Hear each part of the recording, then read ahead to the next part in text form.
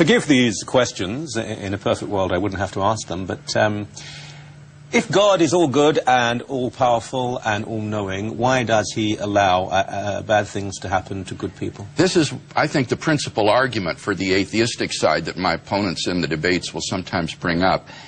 And I think that there's a couple of ways to respond to this. First, we need to understand what the atheist is claiming here. Is he arguing that God and suffering are logically incompatible with each other? If he is, then he needs to show that there's some sort of implicit contradiction there, because there's no explicit contradiction.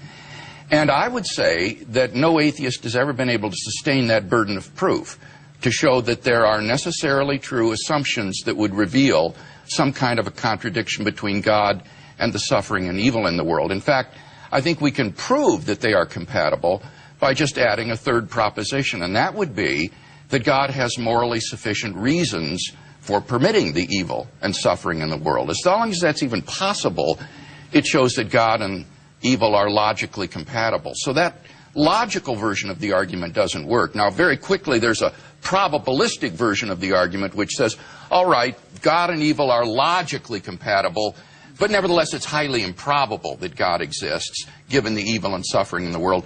And I think there's a number of moves that the theist can make in response to that argument to show that it's not improbable that God exists, given the suffering in the world.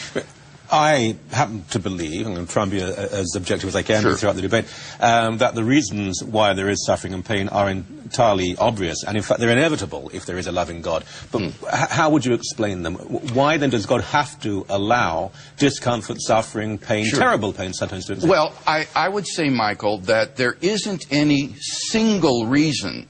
Rather, there's a multitude of reasons that would be in play here. One would be that God wants to create a world of free creatures who can become responsible moral agents and mature persons.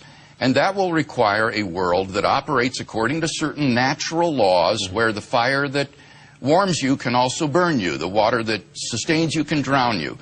And it would require the ability of these creatures to do morally evil acts. And so creating that sort of an arena, I think, is going to allow the possibility of natural suffering and moral evil to occur. But that God permits these with the overall goal in mind of bringing people freely into a knowledge of himself and to eternal salvation. And the goal of human life is not happiness in this life. We are not God's pets. His goal is not to create a nice terrarium here for his human pets. Rather, it is to bring persons into communion with himself forever, freely. And in order to do that, it's not at all implausible that a world suffused with natural and moral evil would be the correlative of that. Okay.